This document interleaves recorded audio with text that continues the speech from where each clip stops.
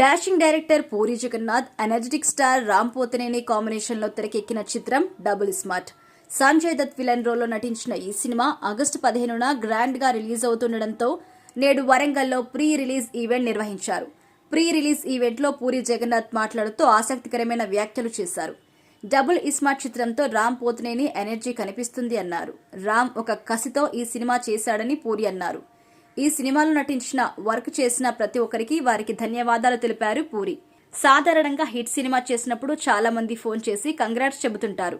Flop అయితే పెద్దగా calls రావు. నా చివరి సినిమా లైగర్ ఫ్లాప్ అయిన తర్వాత ఒక ఫోన్ వచ్చింది. ఆ ఫోన్ చేసింది ఎవరో కాదు, విజేంద్ర ప్రసాద్ గారు. ఆయన ఫోన్ చేసి నాకు ఒక సహాయం చేస్తారా అని అడిగారు. ఆయన కొడుకు రాజమౌళి ఒక పెద్ద డైరెక్టర్. నేను ఆయనకి సహాయం చేయడం ఏంటి అనుకున్నా. సరే ఏం చేయాలి చెప్పండి సార్ అని అడిగా. మీ నెక్స్ట్ మూవీ ఎప్పుడు చేస్తున్నారు?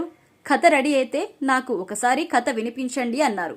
ఆయన ఎందుకు అలా అడిగారా నాకు అర్థమైంది.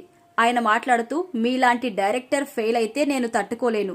చిన్న చిన్న మిస్టేక్స్ చేస్తుంటారు. కథ చెబితే అవి సరి చేసుకోవచ్చు అని చెప్పారు. ఆయన మాటలతో నాకు ఎమోషనల్ అయిపోయినట్టుగా పూరి తెలిపారు.